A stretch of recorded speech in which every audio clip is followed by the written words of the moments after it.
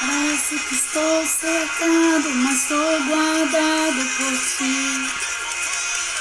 Parece que estou cercado, mas sou guardado por ti. Parece que estou cercado, mas sou guardado por ti.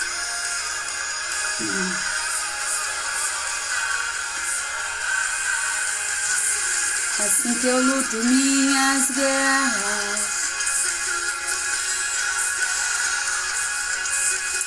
Aleluia, Deus.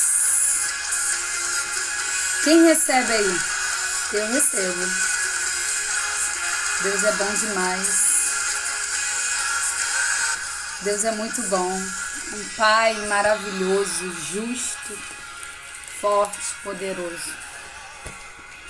Eu queria deixar aqui para vocês uma palavra que ardeu no meu coração, que se encontra lá no livro de Salmos, número 17, no primeiro versículo somente, vai dizer o seguinte: ouve, Senhor, a justiça e atende ao meu clamor. Dá ouvidos à minha oração, que não é feita com lábios enganosos. Então, toda oração que o Senhor encontra sinceridade, essa oração, ela é uma oração que tem efeito. Por que às vezes nós recorremos a pessoas que nós temos um pouco mais de intimidade, né? Sobre a vida daquela pessoa, e nós conhecemos um pouco mais a fundo a vida da pessoa para poder orar por nós. Porque nós sabemos que aquela pessoa, ela tem intimidade com o Pai. Então, nós não vamos correr para qualquer lado, nós vamos correr para o lado que realmente a gente sabe que vai fazer efeito. É a mesma coisa que você tomar um remédio. Você não toma um remédio para dor de cabeça, você não vai tomar um remédio para cólica, um remédio para azia. Se você está com dor de cabeça, você vai tomar um remédio para dor, uma dipirona, algo que vai agir, né, no foco da sua dor. E não é diferente com a vida do crente. Por que eu quero falar isso pra você? Eu nem sei por que eu tô falando isso, gente. Não é diferente na vida do crente. Porque quando nós atravessamos uma prova, uma provação ou uma tribulação, nós corremos para aquele que pode resolver a luta, a prova, a tribulação. Nós não vamos recorrer àqueles que prometeram, que falaram, que profetizaram. Nós vamos recorrer ao Deus Todo-Poderoso. Clamamos pelo nome de quem? Pelo nome do Santo Jesus, do nosso Senhor Jesus Cristo. Ele é o nosso único santo. Santo que eu quero dizer é santo em santidade, em supremacia. Não é, quer dizer, santo como uma analogia em santo de barro. Entenda bem, não desmerecendo a fé de ninguém. Eu estou falando sobre a santidade de Cristo. Ela não tem nada a ver com a questão de santidade em relação a coisas materiais, a coisas feitas por mãos de homem. Então, quando nós falamos da santidade de Cristo, é essa santidade que nós recorremos quando as coisas se estreitam, quando as coisas apertam. E nós recorremos a Ele, que é o único que pode resolver. Porque quando a minha mão, meu braço não pode mais, já está pesando, já tá difícil, ou eu não tenho como chegar e entrar em determinadas situações, a minha oração pode. Porque eu vou clamar quem? A Cristo. E quem é que pode todas as coisas? Quem é que venceu tudo na cruz? Quem é que levou sobre si as nossas dores, as nossas enfermidades? Levou sobre si a morte? A morte venceste, o véu tu rompeste, a tumba vazia agora está. Então, naquela época, no Antigo Testamento, no tabernáculo, havia o pão da propiciação.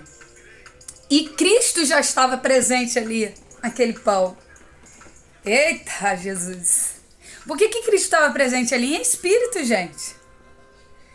Cristo já existia. Cristo já era. Antes da fundação do mundo.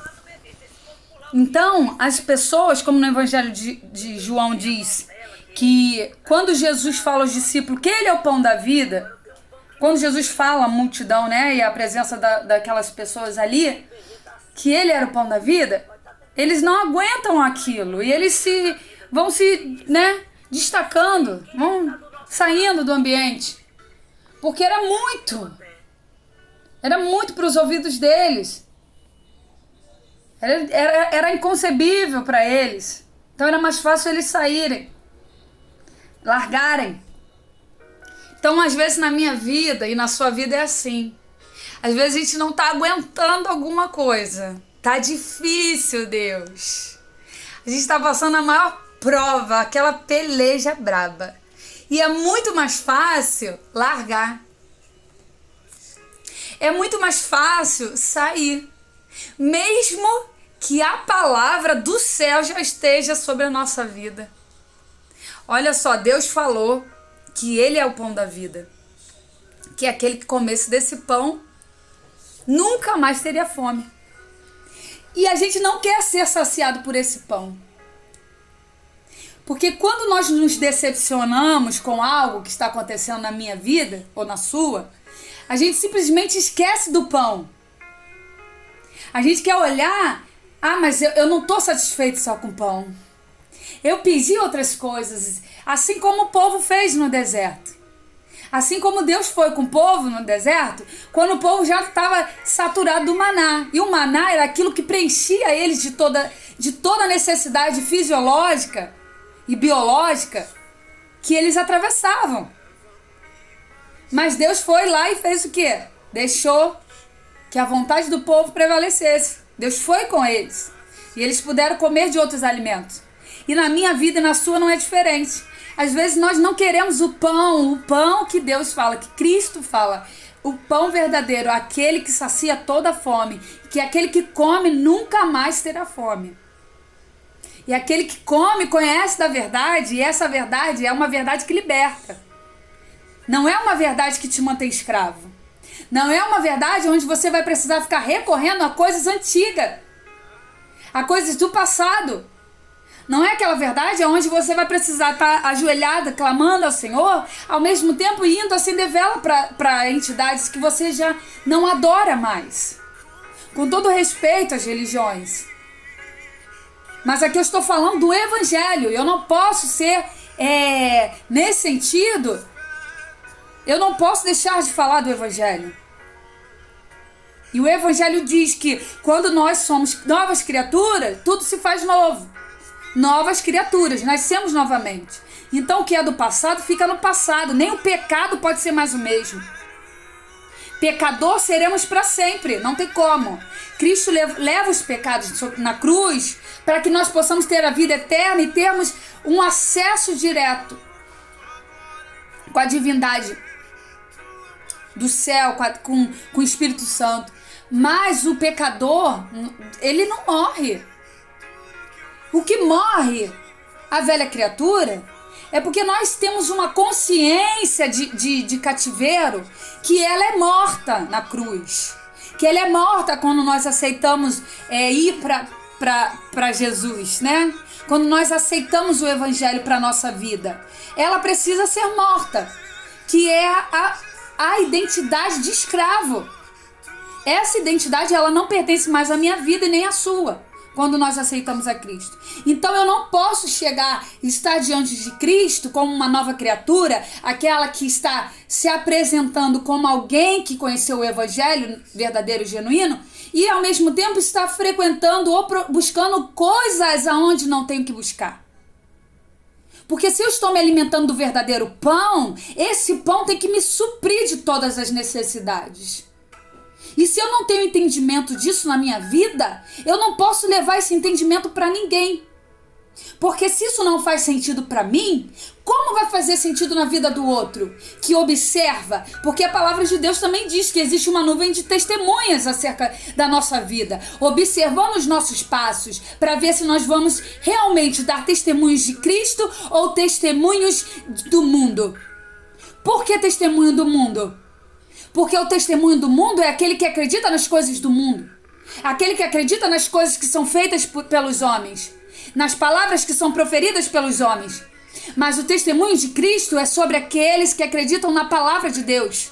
É aqueles que carregam a palavra e que sabem a importância de estarem cercados dessa palavra. Porque o pão está aqui. Se você estiver sendo alimentado por esse pão, amigo, amiga, não tem como você sentir fome. A única coisa que pode acontecer dentro desse processo é a sua velha criatura gritar e querer pedir mais. Porque o maná não está sendo suficiente. Aí você quer, Senhor, mas só isso? Mas só desse jeito? O Senhor falou que faria? Ei, mas não é no seu tempo nem no meu tempo. A Bíblia diz que Deus não é homem para que minta, nem filho do homem para que se arrependa. Então, se Ele prometeu na minha vida e na sua vida, Ele vai cumprir. Mas não é sobre o meu tempo e nem sobre a minha vontade, é sobre a vontade dEle. Quando eu entendo que a vontade dEle vem em primeiro lugar do que a minha vontade, eu estou alinhada com a vontade do céu. E quando eu consigo me alinhar com a vontade do céu, as coisas começam a acontecer.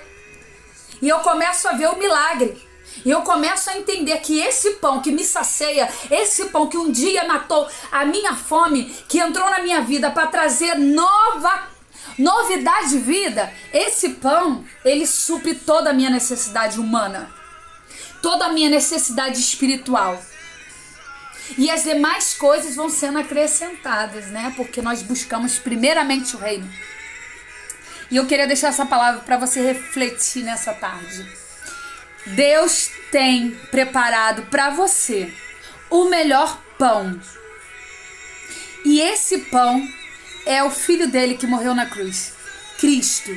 Se você estiver se alimentando de Cristo, você está no caminho certo. Agora, se você estiver se alimentando das coisas que o mundo te oferece, as bandejas que o mundo te oferece, as ofertas que esse mundo te oferece, eu sinto em te dizer que você está longe de Deus. E você precisa retornar. O caminho pode parecer aos teus olhos muito longe para você voltar. Mas não é não, porque Deus está do seu lado, só esperando você dar o primeiro passo. Fica na paz do Senhor Jesus. Amém.